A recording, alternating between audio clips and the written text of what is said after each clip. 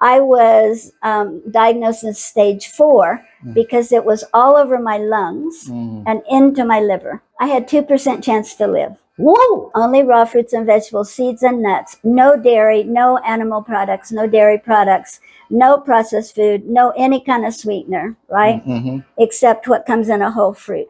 I will tell you the most important in my spirit is number one thing is do not be afraid.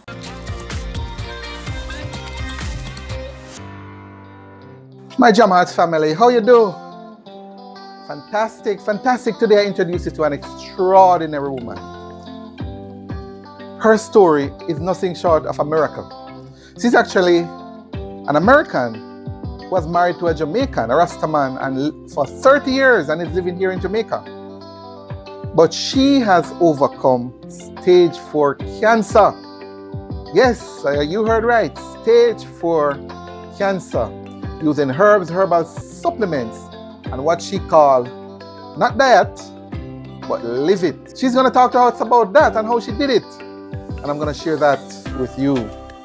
First though, I'm going to invite you, if you've not yet part of what I call my JAMheart family, I'm going to invite you to join us now. I'm on a journey to share the real Jamaica, the real people of Jamaica, the real culture of Jamaica, stories like these about overcomers here in Jamaica, and I don't want to miss any of that. In fact, this video is part of what I call the Overcomer series.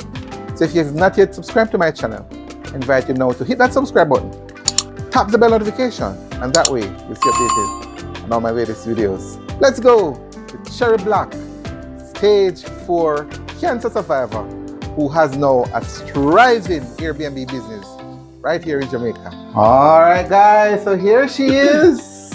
Here she is, resilient, incredible triumph over adversity. Her name is Cheri Black, and she's been married to a Rastaman here in Jamaica for almost 30 years. But we're gonna hear today, we're gonna hear about her story, what she has been through, and you know how she came through to be a shining star right now. Hi, Cheri. Say hi to everybody. Hello, everybody. By the way, for the record, she is my personal friend. We met way back, guys. Some of you probably would have seen her in other videos where we talk about other stuff. But yes, man. But she has a story, and I told her that we needed to talk about this. And so I'm really happy that I'm doing this Overcomer series where we can talk freely about her situation. Cheri, cancer, stage 4 cancer.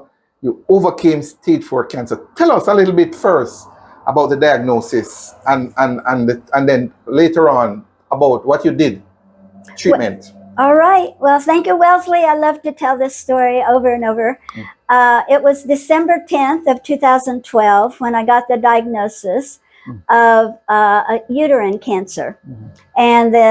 And then they wanted to do a hysterectomy right away. And I'm like, no, I have a vacation to go with my family. And so I went with my sisters on vacation for a month. And the doctors were like, what? You can't do that. But I knew cancer kind of usually grows a little slow. I knew I had a little time. And I came back and I was in a lot of pain. I assumed it was cancer. While I was gone, they had given me great big pills to take that were progesterone to counter the estrogen I had too much of. And I was taking all those pills and I was getting more and more pain, not realizing. And then I was taking ibuprofen. But anyway, I got back to the States. There was a lot of pain, so I checked in with my oncologist in the hospital for pain medication, for pain. So they'd given me morphine and stuff. I thought from the cancer. I didn't know. And anyway, I was there 4 days, and they finally talked me into 1 dose of chemo, which I did not want because I knew if it got spilled on the floor, people have to wear hazmat to pick it up. I mean, it's so I mean, really. But anyway, to move quickly on, they gave me an enema that day, and the pain instantly went away. It was from constipation, from that medication, and from ibuprofen. It wasn't from the cancer. Anyway, so just to say that I had that chemo. I went home. They gave me oxycodone. I started hallucinating. It was terrible. I finally figured out that it was too much medication. and the oncologist said cut it in half. So then I found a cancer education counselor, and I went to her because I could not get myself to eat psychologically. Mm-hmm. You know, sometimes chemo make you nauseous, but that wasn't a problem. I could not. I loved to eat. I was like really big. I was 170 pounds. Mm-hmm. So it was terrible. So I went to this counselor, and she said, "Oh yeah, that happens to chemo patients. The body's so much energy trying to keep you alive that it doesn't have energy to chew." Oh. I'm like, wow. So she said, mush up everything like baby food, and then you'll be all right. So then I found, with her help, and then another counselor named Yan, we figured out what I should eat is only raw fruits and vegetables, seeds and nuts, no dairy, no animal products, no dairy products, no processed food, no any kind of sweetener, right? Mm-hmm. Except what comes in a whole fruit. Mm-hmm. And so that's what I did. I had a certain thing I ate every day exactly. And I started that by the second week of February of 2013. And I had blood tests every 3 weeks, right? Mm-hmm. My blood test at the beginning was a CA 125, and it was at 90, which is a high measure for cancer, right? Mm-hmm. By the third week of April, I always say 3 months, but it really wasn't even 3 months. I was down to 14, which is well inside the healthy range. They could not detect any cancer cells at that point. Oh, really? I'm saying from the second week of February to the third week of April, it was gone. That's 2 months. Oh, and let me I didn't say that when January came along, when I was in the hospital, I was diagnosed as stage 4 because it was all over my lungs and into my liver. Wow. So what kind of cancer is it again? Uterine, you said? So I call it lung cancer because that was the worst part, or maybe the liver is the worst part. But it started in the uterine, the lining of and then it went. Stage 4 means it's in more than one place. Yeah, all over the body. Right? Yeah. So it started in my uterus, then got all over my lungs, and then it dipped into my liver. So they said I had 2% chance to live. Whoa! 5 years, right? 2% chance if I took chemo. I'm like, I'm not taking chemo. It's toxic. It's terrible.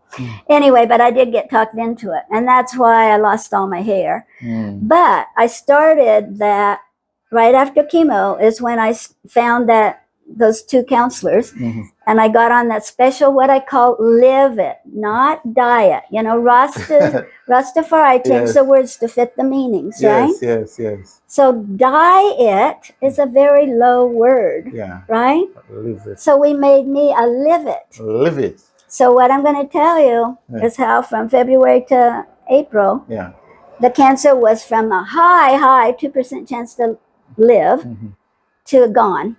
And this is basically from the live it, not diet. Right. But the live it, which is herbal stuff and herbal supplements and raw foods and stuff like that. Yeah. So what I had every morning is I juiced vegetables because juicing them gets it right into the bloodstream. Yeah. It doesn't get diluted by digestion or contaminated. So I started out with that. I would do wheatgrass is the best, but any kind of dark leafy greens.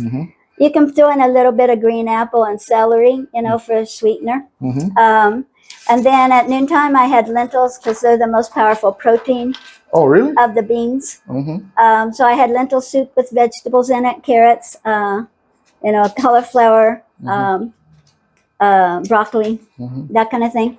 And then in the afternoon, this is me. There's a lot of ways to do it. This is just how I did it. And then in the afternoon, I had what I call a twofer, like two. A smoothie made out of twos. So I had 2 scoops of green leafy vegetables, 2 handfuls, right? 2 cups of coconut milk, right? No dairy. 2 kind of seeds. So I did chia, which is packed full of everything, especially omega-3, which you really need, and also flaxseed, which is also good omega-3, right? And 2 kinds of nuts. The best nuts are almonds. So I had 20 of them, and then 10 walnuts, and once in a while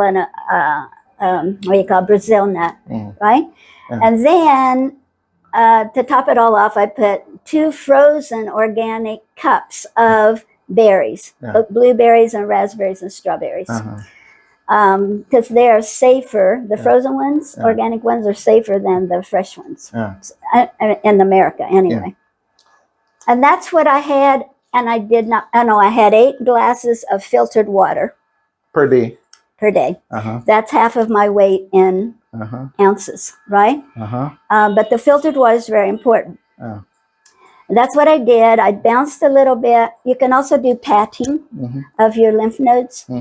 Because it doesn't have a heart to pump, and lymph nodes do a great job bringing nutrients, just like blood, and getting rid of waste, right? So I'm just learning again the padding. I'm going to start doing that, or you can jump on trampoline, but be also sure just to walk. That movement really helps. I wouldn't necessarily. So that's from an intake point of view.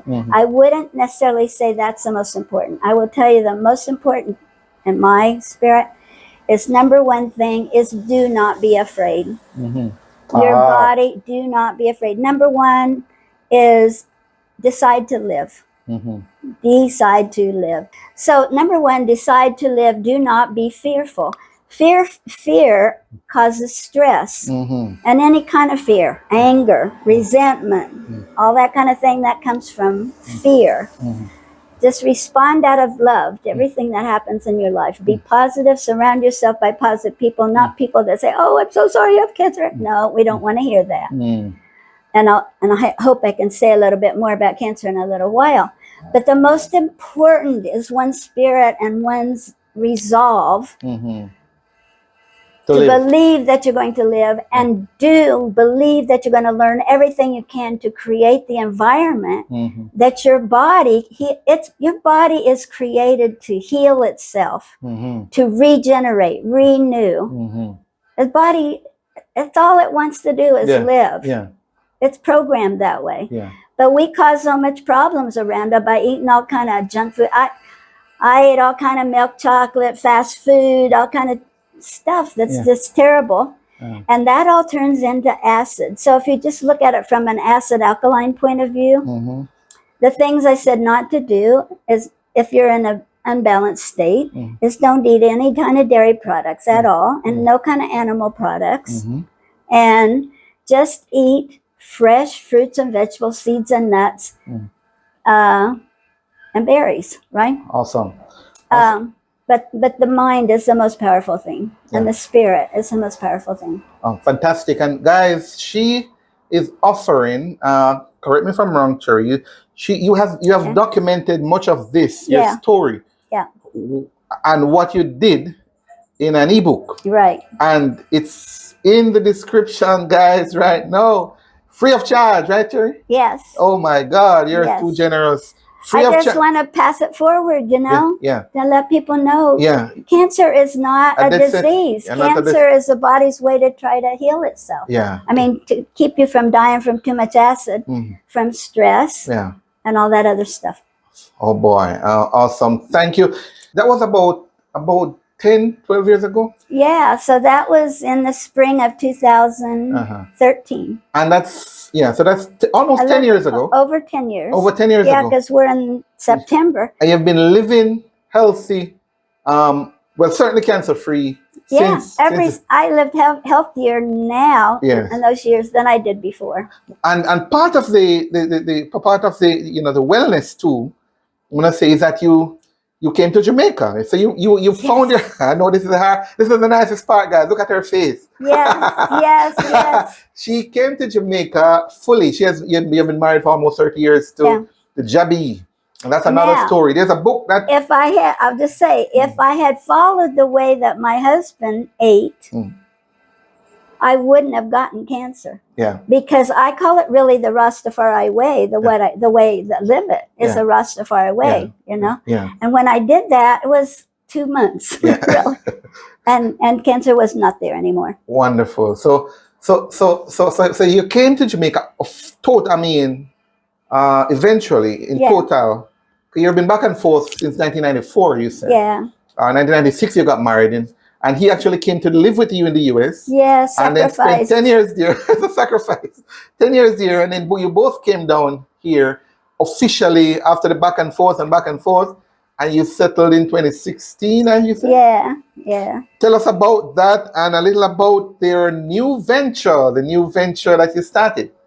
Well, so, the reason I came to Jamaica in the first place is that I had a vision that when I retired, I was 33, and I had a vision that when I retired, I'm supposed to have a guest house in Jamaica, and I didn't know where Jamaica was. I said, I'm going to have a bed and breakfast in Jamaica, and everybody said, where's Jamaica? We didn't know where Jamaica was.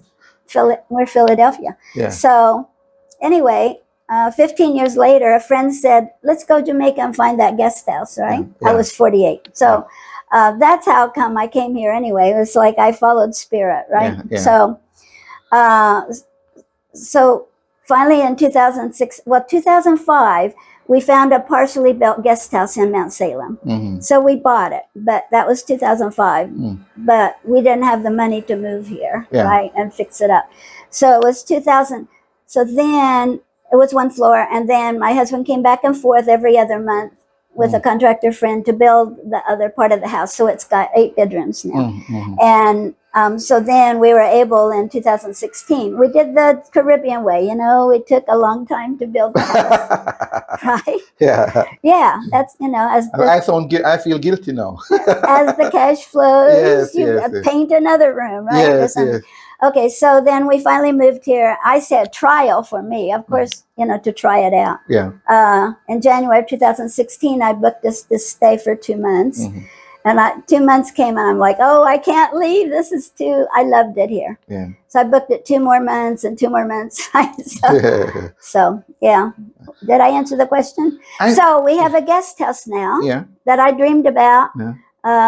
Topaz Dream Palace. A bunch of years ago. Yeah, Topaz Dream Palace. TopazDreamPalace.com. Yeah. And we've had over 650 guests now. Yeah. From all around the world. So I'm really just very, very grateful. I live in gratitude. That's a key thing. Live in gratitude. And I've had the awesome pleasure of actually meeting with, well, not just meeting. We actually toured, you and I and some of your guests. We went out. We go other places. We go to Calico Jack in Negril. We go to Rastafarian in the bushes with the birds. Yeah. We go all other places together. And so that is a blessing. That is a blessing. Yes. That's in a blessing in itself. Yeah, I really would like to say that I was very blessed actually to get the cancer diagnosis because I learned so much. And I changed my life so much that I can be here healthy and happy in Jamaica, right? And what I learned, what I have chosen in my research to believe is I knew that it was very important in the recovery of a cancer diagnosis to be very positive. I mentioned about that. But how do you be positive about cancer? We're all taught that it's a terrible, dangerous, killing disease. What I found evidence of in many research that I chose to believe, and it made me feel good about cancer, is that if you look at what you put in your body from an alkaline to acid perspective, like processed food and sugar and all that is acid. Raw fruits and vegetables, or not even raw. Fruits, vegetables, seeds, nuts, all of that good stuff from the bounty of the earth is acidic. So your blood is a little over 7 on the chart from 0 to 14. Alkaline, in terms of alkaline. Alkaline. It's 7.365. So it's just slightly alkaline. So anything that we can do to keep the environment around our body, in our body, alkaline is great. So what I discovered is that cancer cells love to eat. They thrive on acid. Yeah. We know cancer sugar feeds it, right? But sugar is really acid. Yeah. So the body has built into it, we have cancer cells in our body at all times. So if we went and ate 3 hamburgers that was raised on grain, that would create a lot of acid in our body. Yeah. So at any one moment, we would grow more cancer cells to eat that acid, right? So the body has built cancer cells in, like our human cells that don't like acid. So they will turn into cancer cells because cancer cells love to eat it. And that's why the immune system can't detect cancer cells, because the body, it's built in. The immune system knows the cancer cells are needed. to eat up the acid to Yes. keep us Yeah. from too much acid and dying of acidosis. Yes. That's the learning. It's totally opposite than what the Western medicine tells us. Yeah. Well. But I choose to believe it, and that keeps me positive about cancer. And it's a wake-up call. Mhm. It's like when you have on your car dashboard, if the oil light goes on, you put oil in the oil tank, right?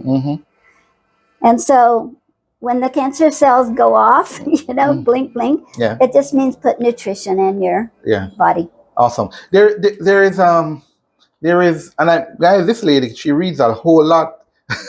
She really does. So she knows what she's talking about. There's a book. It just came to me that your book, Loving to Be We. Yes. I would love for you. Let me share. It's right there. Yeah, let me share it with you guys. So here she has a bunch of them here. Oh, by the way, that's her. That's Jabi. That's Jabi here. Yeah. That's Jabi. Yes. All right, that's Jabi and Cheri. So this is a book that chronicles your love story. Yes. Essentially, this is you. It's a love story of Jabi and me, and it's a love story of Jamaica. Yeah, yes. And not so much the cancer and so on, but it's worth reading. And it's where is that? It's actually one whole chapter of this book is the ebook. Okay, all right, cool. So I put my cancer journey as Loving to Be. It's on Amazon and stuff like that. Yeah, it's on Amazon. It's on every book online bookstore. It's also there's a link also, guys, in the description if you want to read more about. Is it Cheri or Cheri? Yeah, Cheri Avery Black. Yeah. Cheri Avery Black and what she does. Powerful story, man. A lady of resilience. She has overcome stage 4 cancer and still living and breathing in gratitude. Gratitude. I want to hear from you guys. What do you think about it? She's an American. She's still an American transitioning here, but she has been married to Jabi. I wish Jabi was here, but Jabi is probably on the farm today. Picture. Yeah, he has a little organic farm. Yeah. Yes. Oh, and there's a video. We actually did a video with Jabi. Yes. Yeah, you need to see that. There's a link. There's a link in the description. You need to see that 100% organic farm tour with Jabi, guys. Any final words, Cheri? You want to? Oh, I'm just saying, give me good vibes to be getting my citizenship. I applied for many years ago in Jamaica. I'm longing to be a full Jamaican. Yes. So thank you so much. And thank you, Wellesley. I just love everything about my island, Jamaica. And you and your family are just incredible. Your daughter and everybody in your family, right? Thank you. My wife is around the corner. Your story has been a source of inspiration as well for me, and I'm hoping for my viewers as well. If you have been touched by her story, guys, and her resilience, go ahead and give a like right now and share this video. Share the story with somebody, man. Somebody will benefit from this. Yeah, have hope. Yeah. Don't be afraid if there's a cancer diagnosis. Just get it healed. Let your body heal it, right? Do what it takes. And thank goodness, and surround yourself with love. I mean, thank goodness I had my Jamaican husband with his incredible unconditional love. I mean, I give much credit to him. Yeah. Yeah. It just came to me. If anybody wants to learn more about, I don't know, if they want to learn more about, we already mentioned the book. The ebook is in the description, free, totally free. Yes. Check the description for the link, guys. But if persons are interested in your Airbnb, which is doing extremely well, you almost always overbook, especially even through COVID. Yeah. Back then, so only from March to June something when we had our borders closed. But the very next day the borders opened, we had 3 guests. Yeah. Yeah. So you have always been doing well. It's a blessing. This is the Topal dream. That's where we are right now, guys. In her Airbnb, she's doing very well. There's a link in the description to that as well. TopazDreamPalace.com. Topaz, because that's when Jabi and I met, and our birthdays are in November. Right? Dream, because we both had dreams that brought us together. I told you mine. You'll have to talk to me to find out his. And it looks like a little baby palace. Love it. All right. There she is, guys. Again, Cheri Black and her miracle story, overcoming stage 4 cancer, and now have a thriving Airbnb here. You see pictures. Airbnb here in Montego Bay, Jamaica, living the life. Her approach to healing was live it, right, Cheri? Live it, not diet. Live it, not diet, right? And she's living it up here in Jamaica. So proud of her. I want to share her story though. Come on, share her story, man. Hit that share button and let's tell others about it. You know what I mean? It's a miraculous story. So go ahead, share her story, and I'll see you in the next video.